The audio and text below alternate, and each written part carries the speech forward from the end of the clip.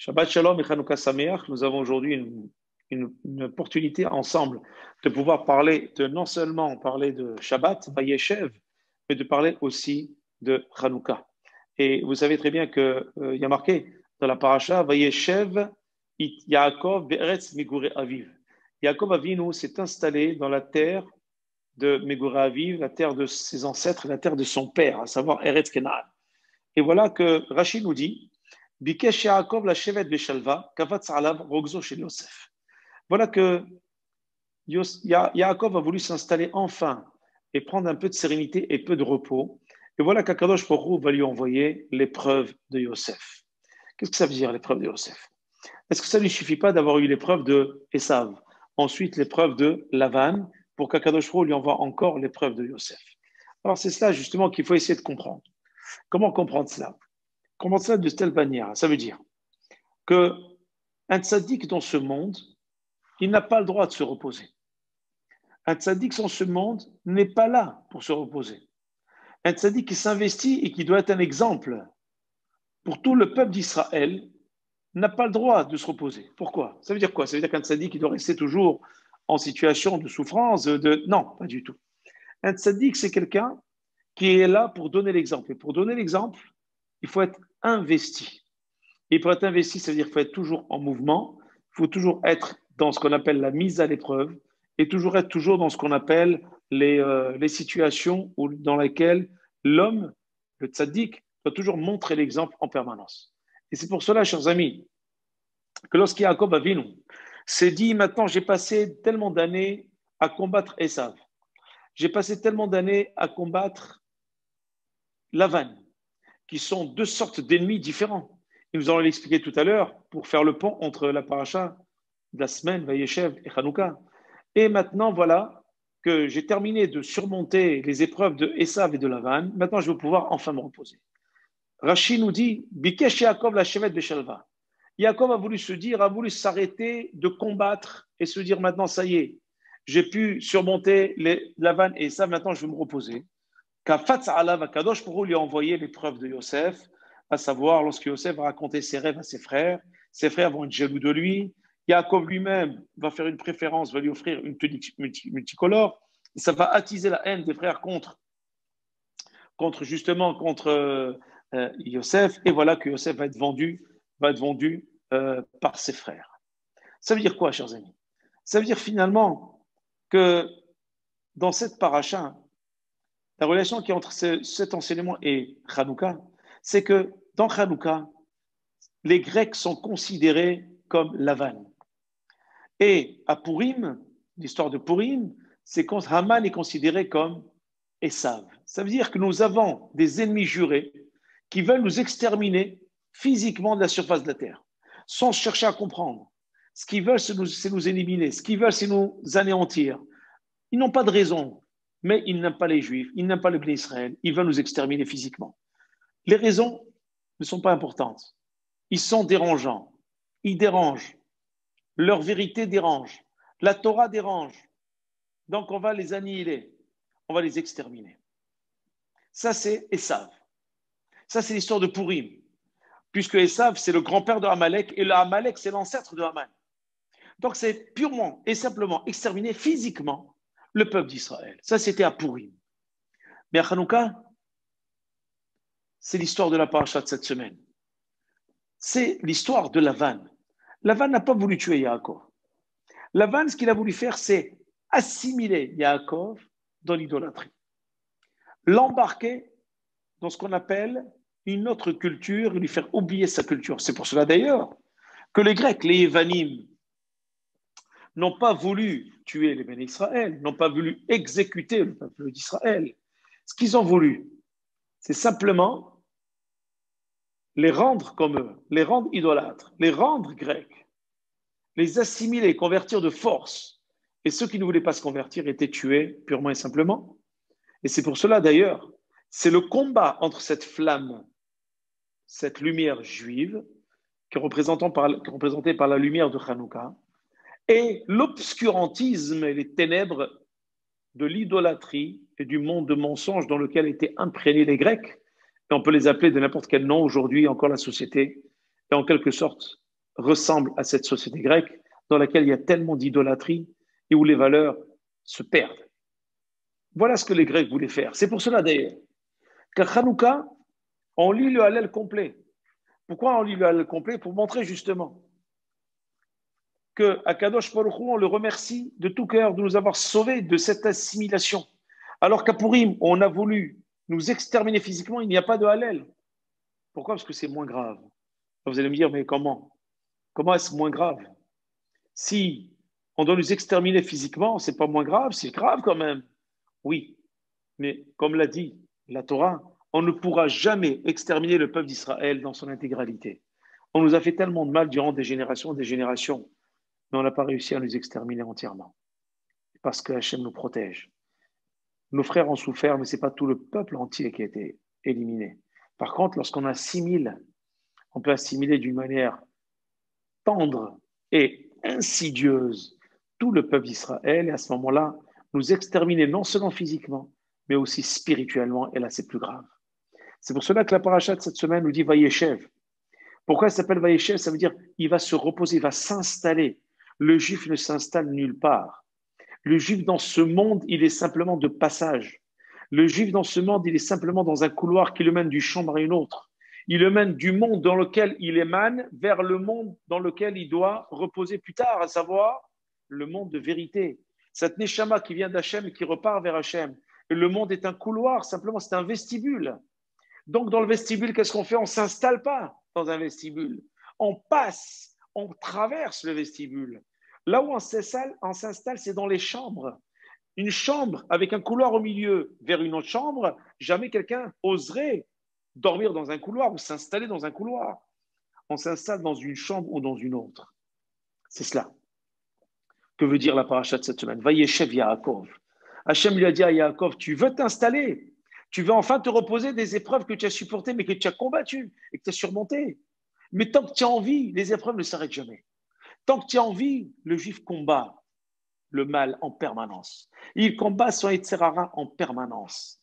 Il empêche la flamme juive de s'éteindre. Et non seulement il la combat pour qu'elle ne s'éteigne pas, mais en plus, il la met face à la fenêtre pour la montrer à tout le monde. D'où la mitzvah de diffuser le miracle de Hanouka. Pirsomenissa, nous dit la Gemara, dans Shabbat. Pirsomenissa, ça veut dire divulguer le miracle. Ça veut dire quoi divulguer un miracle? Ça veut dire non seulement, c'est pas en faire un étalage, c'est simplement non seulement je veux pas que la flamme juive qui est en moi ne s'éteigne, mais non seulement je vais laisser allumer, mais en plus je vais la transmettre. Et c'est cela la mitzvah la plus importante de Hanouka. C'est la transmission. Comme une bougie va donner naissance à une autre flamme en mettant dans la mèche de Hanouka, et à chaque fois on va rusher d'une flamme à une autre flamme, un jour, 2 jours, 3 jours, jusqu'au 8e jour, comme le dit la Gemara dans la Mahloket de Beth Shammai et Beth Hillel, la discussion entre Beth Shammai et Beth Hillel, l'école de Shammai et l'école d'Hillel, qui disait comment doit-on allumer? Beth Shammai nous dit on doit allumer 8, ensuite 7, 6, 5, 4, 3, et le 8e jour on l'allume une seule. Et Beth Hillel dit non, le contraire. Premier jour, 1, 1, deuxième jour, 2, 3, 4, jusqu'à le 8e jour, 8. On a dit pourquoi? Parce que Ma'alim Bakodesh ve'en Moridin. Parce qu'on doit simplement toujours en permanence, le juif, il doit toujours penser qu'il doit toujours évoluer dans la Kedusha, dans la sainteté, et ne jamais régresser. Donc c'est pour ça qu'on augmente la lumière tous les soirs. Ça veut dire que l'homme, tant qu'il est en mouvement, tant qu'il est dans ce monde vivant, il doit toujours évoluer. Ne jamais baisser sa garde.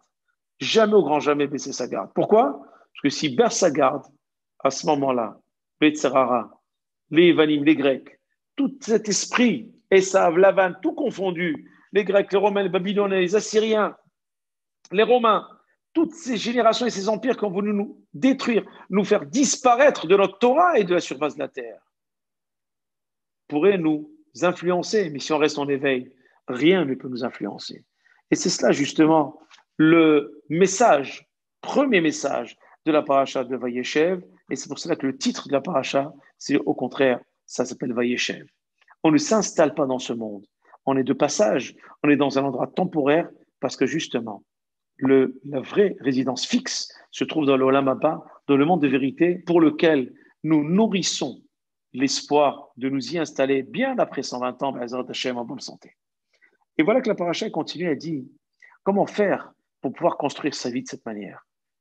Comment faire pour ne pas tomber dans ce qu'on appelle l'endormissement, dans la léthargie et se laisser embrigader par les Tsarara et par les valeurs véhiculées par les Grecs et autres, appelons-les comme on veut. Eh bien, la Torah nous donne justement une clé. Il y a marqué dans le deuxième verset, et les Toldot Yaakov. Voici les générations d'Yaakov. On aurait dû dire tous les 12 enfants d'Yaakov. Et pourtant, au lieu de parler des 12 enfants de Yaakov, on parle de qui? Il y a marqué El Neto de Yaakov. Quelles sont les familles de Yaakov? Virgule, Yosef. Que Yosef. On pose la question. Mais comment la Torah peut-elle dire que les enfants de Yaakov, c'est Yosef? Yaakov a eu 12 enfants, 12 garçons et une fille. Il n'a pas eu que Yosef. C'est pour nous montrer justement deux réponses. Et ça devrait nous donner en matière de réflexion en cette veille de Shabbat et Hanouka. C'est que Yosef, qu'est-ce que ça veut dire? Pour les hébraïsants, Yosef, ça vient du verbe léosif. Ça veut dire rajouter. Toujours, on doit rajouter quelque chose. Dans notre vie, il faut toujours avoir le souci de rajouter quelque chose du jour et le lendemain faire en sorte de rajouter pour être meilleur que la veille. Rajouter, ça veut dire quoi? Ça veut dire avoir la curiosité d'aller au-delà de mes potentialités parce qu'on ne soupçonne pas ce dont on est capable de faire et d'agir et d'évoluer une fois qu'on y arrive. Et c'est pour cela que la Torah nous dit quelles sont les générations de Yaakov. Comment a-t-il éduqué ses enfants Yaakov? C'est dans l'esprit de Yosef. De l'évolution, Léosif, c'est-à-dire Léosif et Léosif et Léosif. Il faut toujours rajouter, il faut toujours être en situation d'évolution permanente. C'est l'idée de Beth Hillel lorsqu'il nous dit d'allumer une bougie le premier soir, deuxième bougie le deuxième soir, troisième bougie quatrième soir, évoluer jusqu'au huitième soir. Chaque soir une bougie supplémentaire, chaque soir une lumière supplémentaire. Sachant que, je vous avais déjà dit la semaine dernière, qu'iner mitzvah ve Torah or, que la mitzvah c'est une petite flamme et la Torah c'est le grand flambeau qui est nourri de cette petite flamme. Parce que la Torah non seulement elle nous éclaire, mais aussi elle nous réchauffe, elle nous brûle, elle nous consume. Et on est consumé d'une manière positive. C'est-à-dire qu'on est réchauffé par cette Torah. On est brûlé par cette Torah. Ça veut dire quoi brûler? Ça veut dire qu'on est animé par cette Torah-là. C'est-à-dire que si on arrive à bouger dans notre vie, si on arrive à être en éveil, en mouvement en permanence, c'est parce que c'est la Torah qui nous donne toute cette énergie-là. Et cette énergie-là, c'est ce qu'on appelle cette huile d'olive qui brûle pour donner la flamme. Cette huile d'olive qui est dans l'eau, lorsqu'on met l'huile dans l'eau, ben, l'huile est au-dessus. Parce que le peuple d'Israël, ce n'est pas simplement le peuple élu, c'est un peuple responsable qui connaît ses responsabilités, ses devoirs face aux nations. Il y a un devoir d'exemplarité. C'est pour cela, malheureusement, lorsqu'on n'est pas assez exemplaire, les épreuves arrivent sur Am Israël. C'est pour cela, d'ailleurs, que à Hanouka, on a su saisir notre chance par les Maccabis, qui est la racine de Mi Kamocha Ba'ilim Hashem, qui leur slogan était « Qui est comme toi parmi tous les dieux à Kadosh Baruch » Tout le monde pense qu'ils ont des dieux, mais à Kadosh Baruch c'est le Dieu unique, Hashem Echad ou Shmo Echad. C'est grâce à cela qu'ils ont gagné cette guerre. Parce qu'ils voulaient préserver cette lumière, préserver cette petite fiole d'huile qu'ils ont retrouvée. Parce que c'est à partir d'elle qu'on arrive à faire flamber l'étincelle divine en nous. Sans cela, il n'y a plus d'étincelle divine. Parce qu'il y a marqué Betselem Elohim bara et Adam. C'est avec Tselem Elohim, c'est l'image de Dieu que l'homme a été créé. Et on comprend mieux comme ça. On comprend mieux comment il a été créé l'homme. Parce que s'il n'a pas cette étincelle, cette Neshama, qui sait quoi Neshama? C'est Neshama, c'est l'inshom, c'est la respiration. C'est elle qui nous fait respirer.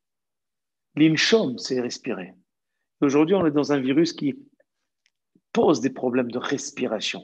On est en train de vérifier la saturation en permanence pour les gens à cause de ce virus-là. En permanence, on est derrière la saturation. Pourquoi? Parce que malheureusement, ce monde est malade. Ce monde, la neshama de ce monde est malade.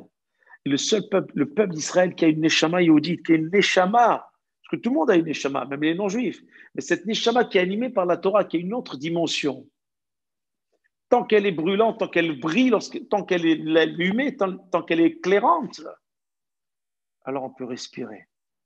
On peut être débarrassé de tous ces virus et ces problèmes. Pourquoi? Parce que on a cette neshama.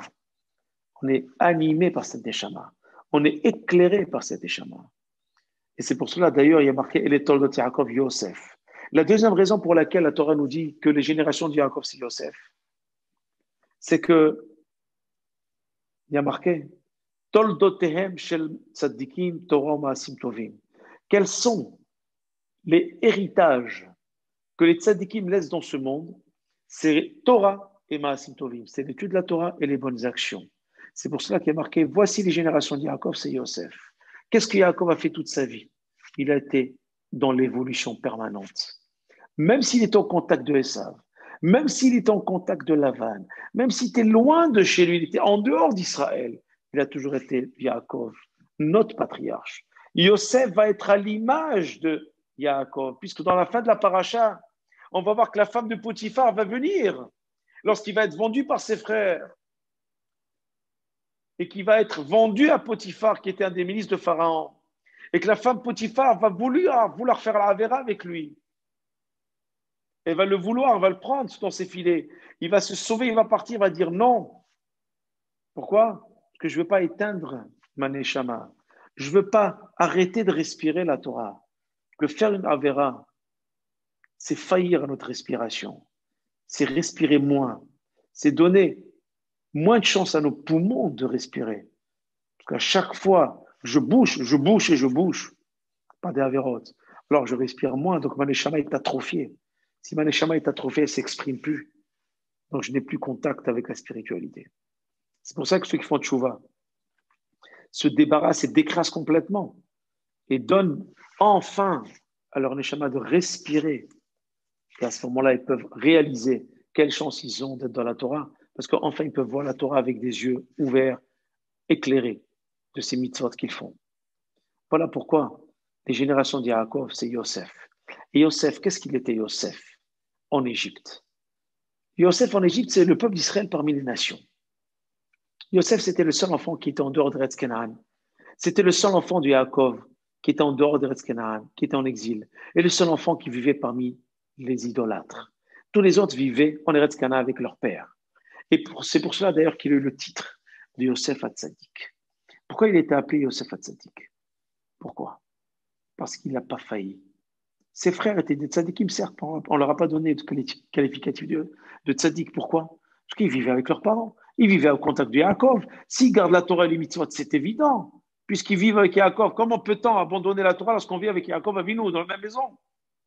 Et qu'on est en Eretz Canaan, on est en Eretz Israël. C'est dur de laisser tomber cela au contact de grands Kedoshim comme cela. Mais Yosef, il était complètement jeté, vendu. Il aurait pu se venger en disant je abandonne tout. Mes frères m'ont déçu.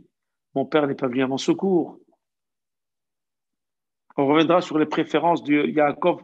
Il préfère Yosef parmi ses frères. Erreur pédagogique, erreur d'éducation, erreur comment dire, de psychopédagogie. Comment peut-on préférer un enfant par rapport à un autre? D'ailleurs, c'est pour cela que cette tunique multicolore qu'il va lui offrir va lui revenir avec du sang de brebis par ses enfants pour dire, voilà, est-ce que reconnais-tu cette tunique? Il a dit, oui, c'est celle de Yosef. Il va dire, justement, une bête féroce l'a envalée, l'a tué. Tarof Toraf Yosef. Yosef a été dévoré par des bêtes sauvages. Pourquoi? Par cette même tunique par laquelle tu as fait la différence entre tes enfants et lui. Voici ce que ça donne. Du sang, de la violence. C'est pour cela, chers amis, jamais de préférence entre un enfant et un autre, quel que soit le niveau des uns et des autres, quelle que soit la gentillesse ou la bêtise des uns et des autres des enfants. Chaque enfant a une neshama. Chaque enfant, il a sa place, sans certes différence et des mondes différents. Mais ils ont un seul père et une seule mère, d'un seul entraille, d'une seule famille. Donc ils ont droit à tout notre respect, notre considération de la même manière. Certes, on ne parlera pas de la même manière avec tel ou tel enfant parce qu'il n'a pas la même perception des choses, ni la même sensibilité, ni le même caractère. Mais ceci ne nous empêche pas de les considérer de la même manière et de les aider et de les encourager. Mais Yosef, pourquoi a été considéré comme ça par Yaakov? Parce que c'était le seul qui étudiait avec son père. Le dernier sujet dont il a parlé avec lui avant d'être vendu par ses frères, c'est le sujet de la Aigla Aroufa, de cette Aigla, de cette vache qu'on amenait pour être tuée par la nuque lorsqu'il y avait un cadavre qui était trouvé entre deux villes. Les habitants de la ville qui était la plus proche du cadavre devaient amener cette Aigla Aroufa pour pouvoir expier les fautes de la ville, en disant si le cadavre est proche de notre ville, c'est que nous sommes tous responsables de sa mort, bien qu'on ne sache pas qui l'a tué. Pourquoi? Parce que tout ce qui se passe dans le monde, il faut se sentir responsable, ou se sentir fier, ça dépend si c'est bon ou mauvais. C'est de cette manière qu'on peut évoluer ou pas évoluer. C'est de cette manière qu'on peut se remettre en question pour pouvoir évoluer plus tard. Mais de se dire que tout va bien en permanence, c'est quelque chose qui n'est pas positif. Ça ne veut pas dire que lorsque je dis ça va mal, ça ne veut pas dire que je suis dans le mal ou dans le pessimisme, non. Quand je perçois qu'il y a des choses à évoluer, à faire évoluer, alors je suis dans une bonne dynamique. C'est pour cela que Yosef Hatzadik, il était toujours dans Yosef, Yosef, Yosef. Et c'est pour cela que même les Goïms à l'époque, même les Égyptiens à l'époque, lui ont donné toute leur confiance. Potiphar a donné les clés du coffre à Yosef. Le chef de la prison dans laquelle l'a jeté Potiphar, parce que la femme de Potiphar a fait croire à son mari que c'est lui qui voulait la prendre, qui voulait la violer, alors que c'est elle qui voulait le prendre. Elle a menti. Il a été jeté en prison à tort, à 2 reprises. Il a été jeté en prison par Potiphar. Il a été vendu par ses frères à tort. Il a été vendu en Égypte. Il a été pris par des Cananéens, par des marchands. Il a été spolié, il a été vendu, il a été considéré comme un esclave, alors qu'il n'a rien fait de mal. Malgré tout, il a gardé ce qu'on appelle la Neshama Yehudit. Ça, c'est la génération de Yaakov. Voilà pourquoi on dit Elle est Toldot Yaakov. Comment doit être un fils de Israël? Yaakov s'appelle Israël. Qui c'est? C'est quelqu'un qui représente Yosef. Nous sommes tous, chers amis, des potentiels Yosef. Nous sommes tous des Yosef au milieu des nations. Parce que nous sommes en exil depuis 2000 ans, l'exil de Rome. Nous sommes tous des Yosef potentiels. Nous sommes tous susceptibles d'être assimilés un jour ou l'autre si nous ne faisons pas attention. Personne n'est à l'abri. C'est de cette manière qu'on fait attention. Pourquoi? Parce que nous sommes en nette évolution en permanence. Et si j'arrête d'évoluer un jour ou l'autre, je disparaîtrai spirituellement parmi les nations. Et c'est pour cela d'ailleurs que nous fêtons Hanouka. Pour nous souvenir que Hanouka, ce n'est pas simplement il y a 2000 ans. Hanouka, c'est aussi tous les ans, aujourd'hui, en 2020, l'année prochaine, l'année d'après, l'année d'avant, c'est tous les jours. Lorsqu'on fête Hanouka une année, c'est pour toute l'année. Pourquoi? Parce que Hanouka, c'est la fête du combat contre l'assimilation, du combat des ténèbres contre la lumière contre les ténèbres. Et qui a réussi avec l'aide d'Akadosh Baruch Mi kamocha ba'edim Hashem, mi kamocha ba'edim Kodesh, par les Maccabis, Yehuda Maccabi, qui a gagné? C'est la force de la Torah. D'ailleurs, le souci numéro 1, lorsqu'ils sont arrivés au Beth Amikdash après avoir été victorieux des Grecs, qu'est-ce qu'ils ont fait? Ils n'ont pas restauré le Beth Amikdash, ils n'ont pas été chez eux à la maison pour reconstruire leur maison, non. Ils ont été chercher de l'huile d'olive pure pour allumer la menorah. Pourquoi? Parce qu'elle représente les flammes de la Torah. Elle représente Kiner mitzvah ve'torah or ve'derech haim torechot musar. Derech haim, le mode de vie, c'est les préceptes de la moralité. Tout vient de la Torah. À fort bas, va à fort bas, des coups là-bas. Que tu mettes la Torah à l'envers, à l'endroit, elle est partout, la Torah. Tu trouveras tout dans la Torah. Tous les sujets possibles, inimaginables, se trouvent dans la Torah. Il faut simplement ouvrir ses yeux. Il faut simplement essayer de rentrer dans l'étude de la Torah. Alors, comment c'est possible, la question qui est posée, comment c'est possible que ces frères qui étaient véritablement des tzadikim ont pu vendre leurs frères? Alors, plusieurs réponses se présentent à nous. La réponse est naturelle, c'est qu'ils étaient jaloux de lui. Et c'était vraiment gravissime. D'ailleurs, on va le payer très cher plus tard. Lorsqu'il va y avoir 10 tzadikim qui vont être tués par les chefs romains, il va leur dire, mais comment? Quelqu'un qui est kidnappé, il est condamné à mort, il est condamné à mort. Il dit, oui, dans la Torah, il est condamné à mort. Quelqu'un qui kidnappe et qui demande une rançon, qui le vend, il est condamné à mort. Et ces 10 tzadikim vont être condamnés à mort à cause de cela. Et certains disent, non, c'était le meilleur moyen de pouvoir attirer les Israéliens en Égypte parce que l'esclavage devait commencer quelques années plus tard. Plusieurs, mais je n'ai pas le temps de converser et de commenter cela. C'est très intéressant d'en parler d'une manière ultérieure. Mais ce que je voudrais terminer, parce qu'il nous reste 3 minutes, surtout, que nous sommes tous, chers amis, des Yosef dans l'exil. Nous sommes tous des Yosef Hatzadik. Pas en Égypte, mais en France, au Maroc, partout, aux États-Unis, n'importe où. Même en Eretz Israël, on doit faire attention dans quel quartier nous allons, qui on fréquente. Le temps que Mashiach arrive pour reconstruire le Beth Amikdash et ramener vraiment l'éclairage de la Torah dans le cœur des uns et des autres. Personne n'est à l'abri. Voilà ce que nous enseigne Hanouka. Mais il faut savoir une chose. Même une petite mitzvah, si petite soit-elle, elle peut refouler des ténèbres gigantesques. Pourquoi? Parce que lorsqu'on commence à faire une mitzvah, on va en faire une deuxième. Si j'ai une bougie qui est allumée dans une salle de fête toute ténébreuse, alors j'ai cette bougie qui apparaîtra et je sais que cela, c'est pour moi un point de repère pour y aller et pour y converger. Voilà pourquoi, chers amis, cette Hanouka que vous allez allumer tout à l'heure encore, ce deuxième soir, ce soir, Ezrat Hashem, n'oubliez pas, chacun selon ses horaires dans les pays, allumez d'abord l'allumage de la Hanouka d'abord et ensuite l'allumage de Shabbat, Ezrat Hashem. Donc, d'abord Hanouka et ensuite Shabbat. Faites rentrer d'abord la Hanouka avant de faire rentrer Shabbat. Et ensuite, bien entendu, demain soir, à la synagogue, on allumera d'abord la Hanouka et ensuite on fera l'Avdallah. Et lorsqu'on sera à la maison, on fera le contraire. On fait d'abord l'Avdallah et on allume après la Hanouka. Je souhaite, Bezrat Hashem, que par la lumière de Hanouka, cette paracha qui nous enseigne que le juif, il reste toujours en mouvement, il ne se repose jamais. Vayeshev Yaakov a voulu se reposer, Hachem lui a envoyé l'épreuve de Yosef. Non, c'est quoi l'épreuve de Yosef? L'épreuve que tu dois toujours évoluer. Tu es toujours en guerre contre le mal. Tu dois toujours ajouter une bougie toute ta vie. Nous, on s'arrête au bout de 8 jours parce que le miracle a duré 8 jours. Mais nous, on doit continuer encore. On doit continuer et continuer. Voilà pourquoi, chers amis, notre travail, c'est de rajouter de la lumière dans ce monde de ténèbres. Le peuple juif, il a la mission d'éclairer le monde spirituellement. En allumant la Hanoukia, on matérialise cet éclairage qu'on doit au monde. Et c'est grâce à cet éclairage que le monde peut être un peu meilleur, qu'on le veuille ou non, on y vit et on a l'obligation d'apporter un peu de sérénité et d'équilibre dans ce monde.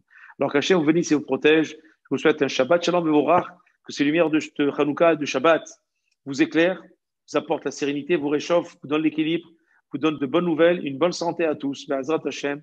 Et Be'ezrat Hashem qu'on se retrouve l'année prochaine au Beth Amikdash définitif pour allumer enfin la Menorah et la Hanouka à la maison, mais la Menorah devant le Kohen Gadol, tous ensemble pour une délivrance totale et définitive. Amen. Shabbat Shalom Vorach.